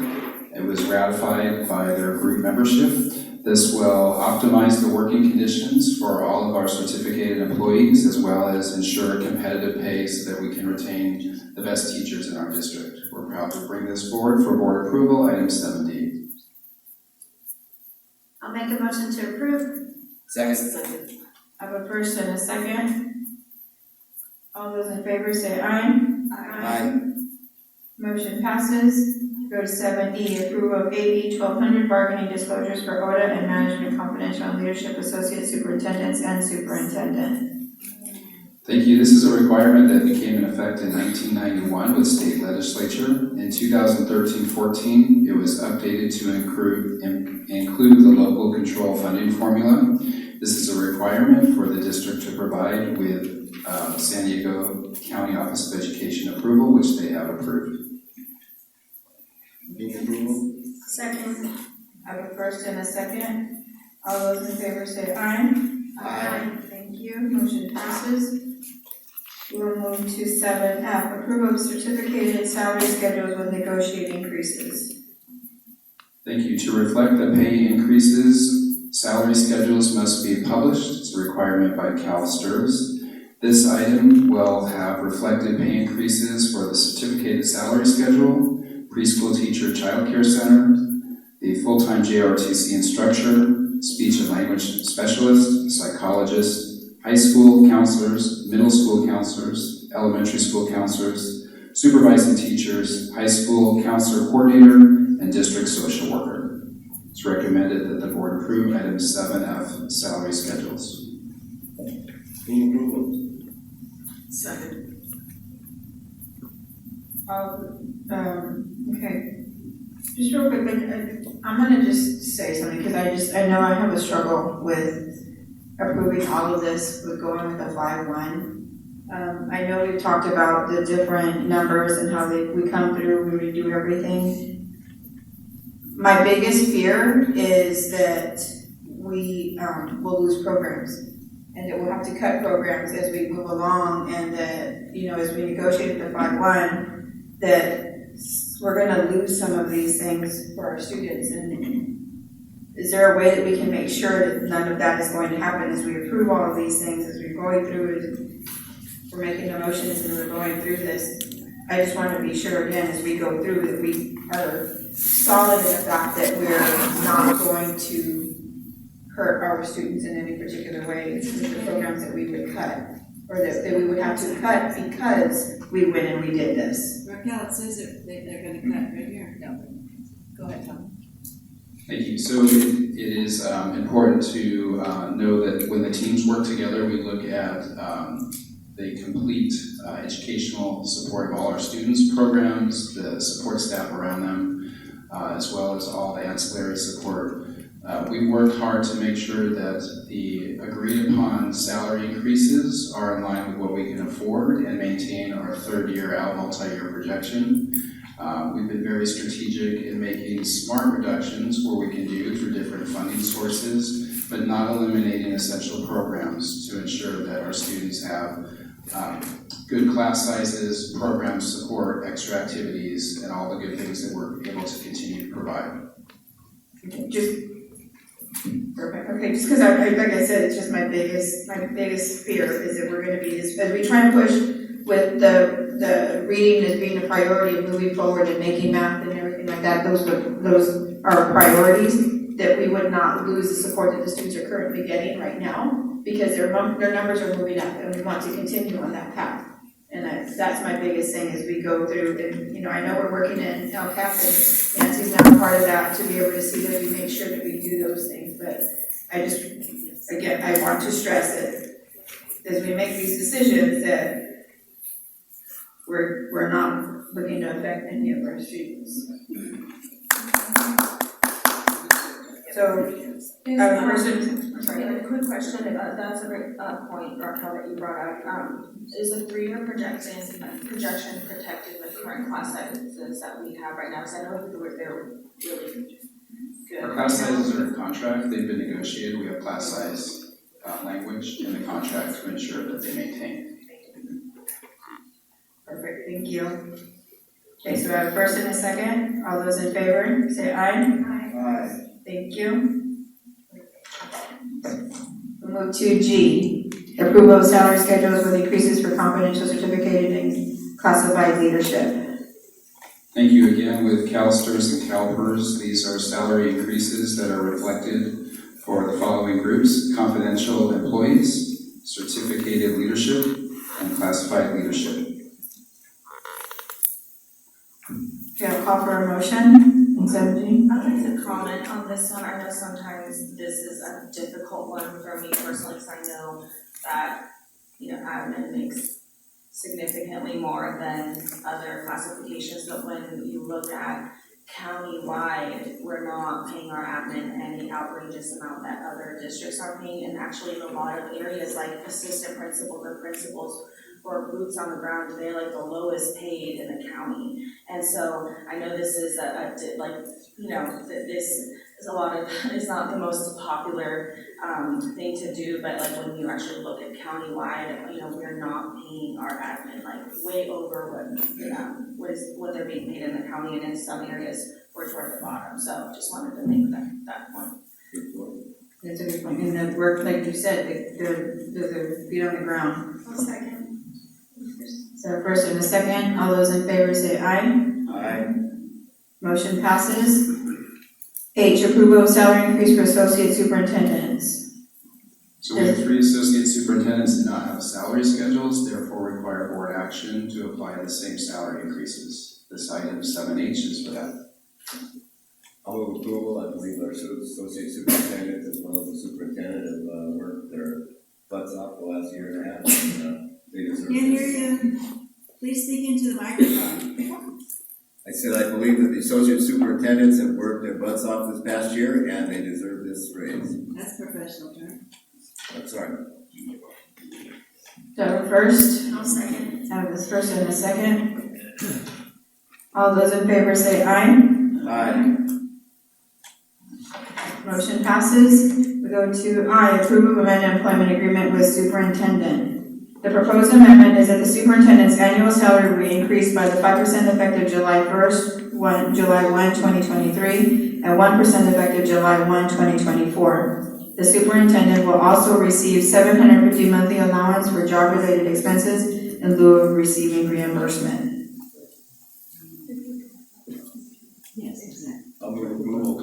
superintendent again has worked very diligently to carry out our policies and goals this past year, much to the chagrin of some of our commentators over the past year, which is so noted and recognized. But I believe that she's doing a bang-up job for us, and I fully support her and this contract amendment this year, and all of her staff. Sitting over here to the right side, classified and supporting staff, principals, and management staff. I appreciate everything you guys have been doing this past year, and you deserve what you're getting. That's my motion. I'll second. I have a first and a second. All those in favor say aye. Aye. Motion passes. Move to 8, curriculum and instruction. A, approval of purchase of the Princeton Review and Tutor.com tutoring service licenses. Yes, good evening, board. We're very excited to bring this item forward, which will be funded through 2 different grants that we have to support all 2,934 student licenses for an on-demand online tutoring system. We've currently been using this tutoring system with our base and military connected students. That's been selected by the Department of Defense. It's a high quality program and it's unlimited access for the amount for a full calendar year. So we're excited to bring this forward. Thank you. Any questions? And so how is this gonna be monitored? Is every student's gonna get an account, or how? What we believe we'll be doing is we have our rapid identity, and so we'll place a button we've already placed on the base school, so the students will be able to log in with their one item login, and then we will be communicating this in the principal's monthly and weekly communication. We'll be having the teachers share with students, and we'll be sharing with parents and school site council and PTO. So we really want to do a great system of letting students know that this is available to them and it's on demand for them. Thank you, this sounds great. Wonderful. I think this is a great thing, because I know there's sometimes I can't even look at my kids working, trying to figure out what they're doing. So this actually works for me. So I appreciate the work and wanting to find some extra support for especially our upper levels. And so I'll go for a motion. I'll make a motion. Okay. I'll second it. So I have a first and have a second. All those in favor say aye. Aye. Motion passes.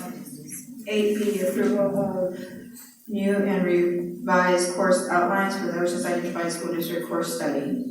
Yes, this item talks about the new course outlines that we will have across our science curriculum. As you may be aware, we have the next generation science standards, which ask for an integrated approach. We have a 3-course sequence in high school, biology, chemistry, and physics, and we will incorporate earth science into all 3. This includes additional AP courses and a biochemistry course that is part of our CTE pathways, which continues to be very popular with our students and is at a high demand field for students in North San Diego County. So we recommend the approval of these course outlines, which have gone through our curriculum advisory committee. I'll make a motion to approve. I'll second. I have a first and a second. All those in favor say aye. Aye. Thank you. Motion passes. C, approval of alternative pathway course of study. Yes, so as of the California Education Code EC 51225.31, the legislature has intended that our students with significant cognitive disabilities be able to earn a high school diploma on an alternative pathway. This would be established through the IEP team process and allow our students more time and opportunity to complete that high school diploma. Thank you. I'll make a motion to approve. I'll second. Thank you. I have a first and a second. Any questions? I have a first and a second. All those in favor say aye. Aye. Thank you. We will now move to business section 9A, second interim financial report for 2023-2024. Thank you, President Alvarez. I'm pleased to share the second interim budget report for the 23-24 school year. Just pause for a minute while we get this exciting presentation up on the screen. Here we go.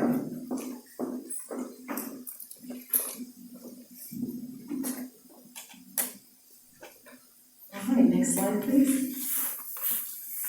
All right, during this presentation, we are going to review a summary of changes from October 31st through January 31st. We're going to look at changes in revenue and expenditures, a general fund comparison. We're going to examine components of the ending fund balance, look at multi-year projections, focus on continued solvency. And it's important to note that in the second interim, the raises have not been included, but they will be reflected in the budget in June.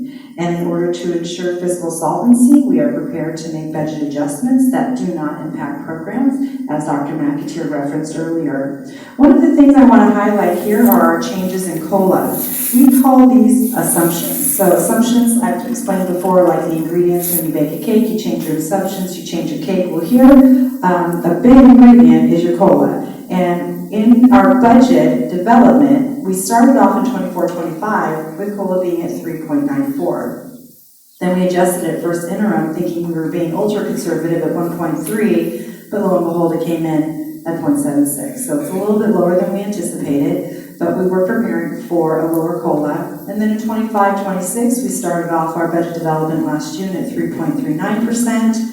We anticipated it to go to 2, but it's coming in at about 2.73. And then we'll see what goodies the government has in store for us at the governor's budget when he lets us know what COLA will settle at in May. All right, next slide, we're going to talk about changes in revenue. For the LCFF, we shared this in our last interim that we were anticipating a reduction in 1.1 million. That's due to the adjustment from ADA reporting. We had fewer students come to school in the fall than we had anticipated. However, for federal restricted programs and titles, we had an increase in 13 million. And then for state funding increase due to various block grants such as Ethnic Studies block grant, increased UPK implementation grant, CTIC funding, California Community Schools, and K-12 Strong Workforce Program. And then our local revenue increase due to donations, interest on investments, and local grants. Next slide, we have changes in expenses. Certificated and classified salaries increased due to additional hours for staff. For benefits, the cost of benefit adjustment to employees' health and welfare plans.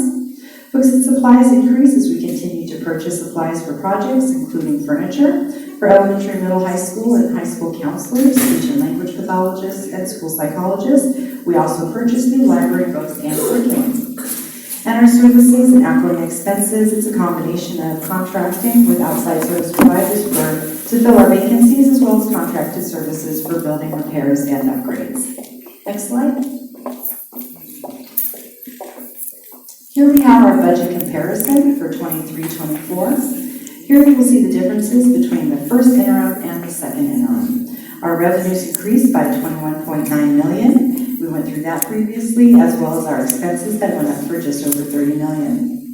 Our beginning fund balance remains the same, our ending fund balance. We see a decrease due to higher expenditures and contributions from the general fund. The overall ending fund balance decreased by 8.1 million for the second interim period. And then our reserve for economic uncertainties increased by almost 900,000. Next slide. Here are our components of the ending fund balance. Our non-spendables stayed the same at 500,162 for both first and second interim. Our restricted funds, those are our titles, our grants, lottery, COVID funding, which will be timing out this September. That increased by 1.6 million. Our committed funds, as we begin to spend these down, decreased by 10.6 million. Our assignments stay the same. Our assignments will shift dramatically when we go into the budget because money in assignments and commitments will be used for employee compensation. And then we have our 3% reserve. Next slide. Here's our multi-year projection combined summary. So remember, when we talk about combined, we're talking about both our restricted and our unrestricted. So if you look at the 3 years going across, we're going to start off at 317 million, then we'll decrease to 309 and decrease again to 305, and that's because of changes in our assumptions. Our expenses are also going down, however, they're not going down at the rate that we need them to, so we'll be continuing to look at that as we go into budget development this spring.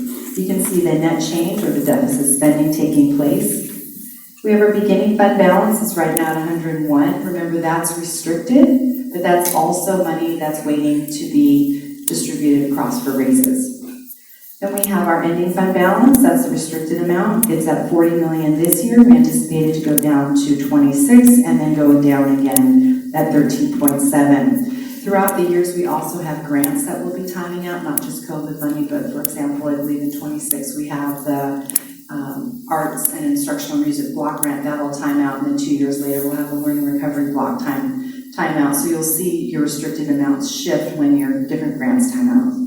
Then we have our non-spendables and our commitments. We'll plan on using up our commitments this year as we give our compensation, and then it'll just remain steady. And then we have our 3% reserve, which fluctuates in relation to our expenses. Next slide.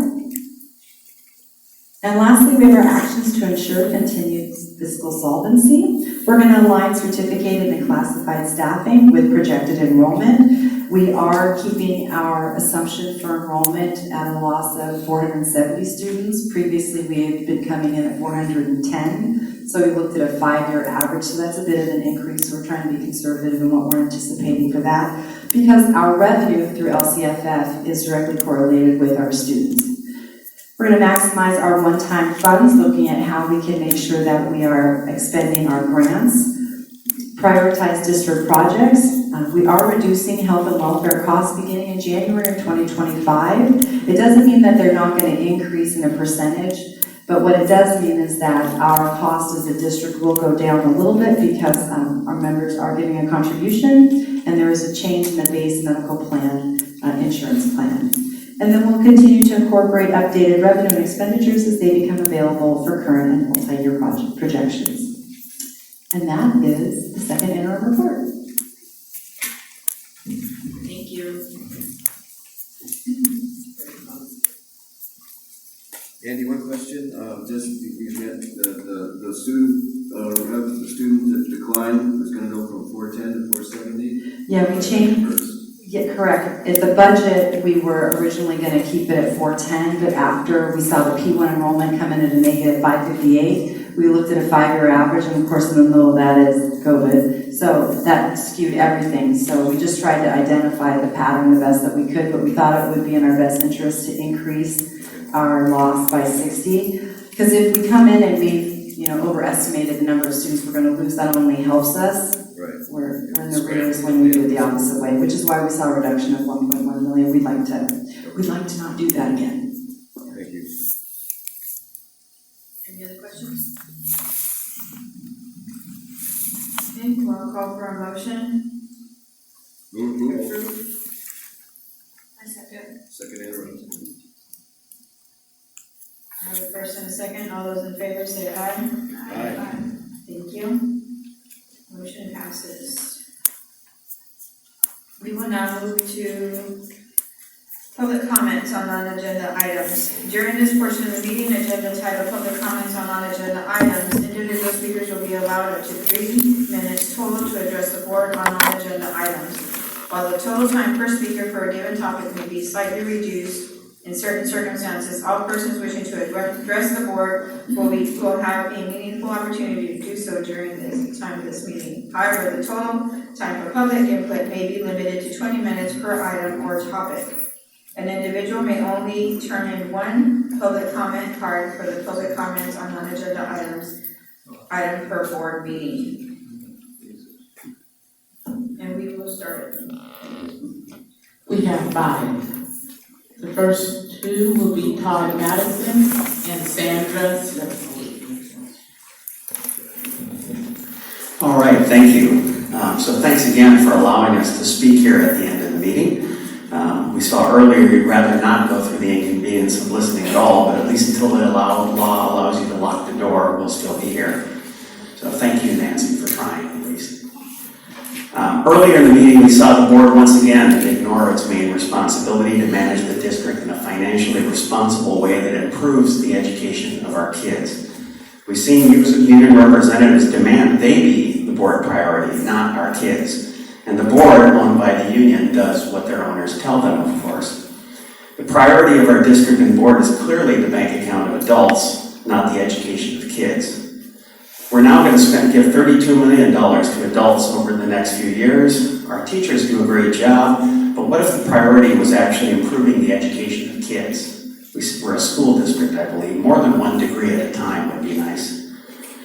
Parents' number one priority, as we've seen in the past, for their kids is usually smaller class sizes, not maintaining the current size. Instead of downsizing by not filling vacant positions, we could take this opportunity to keep the same number of teachers and use the empty classrooms in our district to lower class sizes further. That would benefit kids and make the job easier for teachers. The money could be used to cut class sizes by about 4 kids per class. If we did 2 rounds of this, class sizes would be under 20 kids per class. Wouldn't that be amazing? And beneficial to kids and teachers? But then that would just benefit kids. We hear about low starting pay and difficulties attracting STEM teachers, but we don't see a specific effort focused on starting teacher pay or increasing pay for in-demand specialties. A few percentage of this money focused on the starting ranks could give them a significant raise, more than they could save themselves by opting out of union dues. We don't see the district giving teachers more classroom supply funding. 5% of this money could give teachers hundreds of dollars to spend on their classroom. But we don't see that done because having teachers pay for their own supplies makes it for a talking point that's just too good to get rid of, isn't it? What about busing kids to school? Imagine how happy parents would be if you restarted a real busing program. Given the problem we have with enrollment, now 470 I guess, how parents would love that. Districts about climate change focus, you would think taking thousands of cars off the roads every day would be a no-brainer. But it would cut into money for bigger paychecks. Sorry, not going to work. I've quoted Joe Biden to you before. It seems time to do it again. He said, "Don't tell me what you value. Show me your budget and I'll tell you what you value." We see your budget. We just did. We know what you value. It's not the education of our kids. Thank you.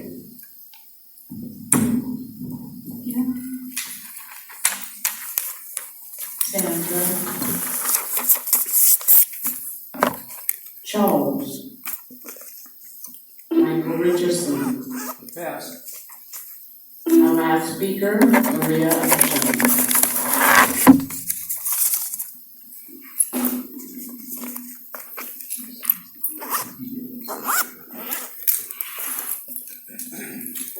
Good evening, Board President Alvarez, Superintendent Vitale, and the rest of the board members and cabinet.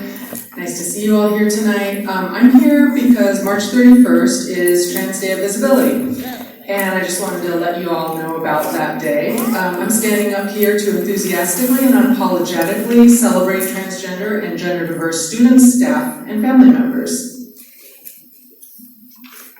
I also want to talk a little bit about a student named Next Benedict, who was a student in a school in Oklahoma. They were a 16-year-old non-binary Native student who was pretty seriously beaten by some students in the bathroom at their school.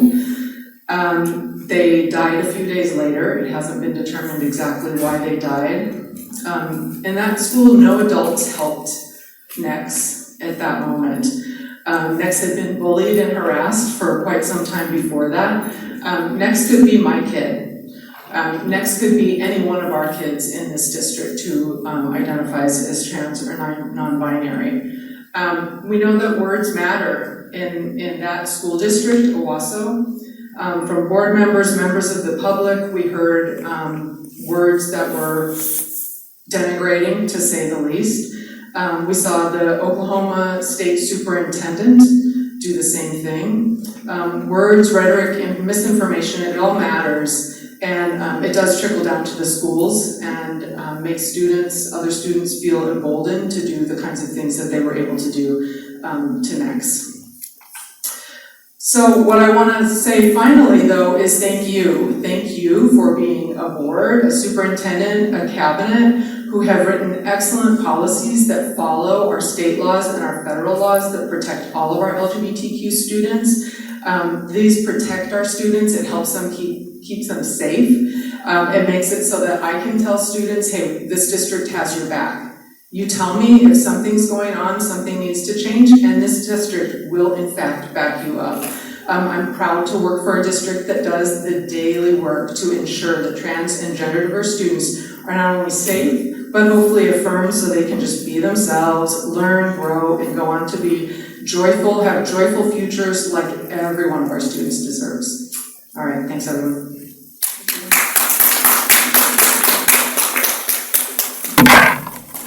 Any other comments or questions? At this point, we will close session at 8:06. Thank you and have a good night.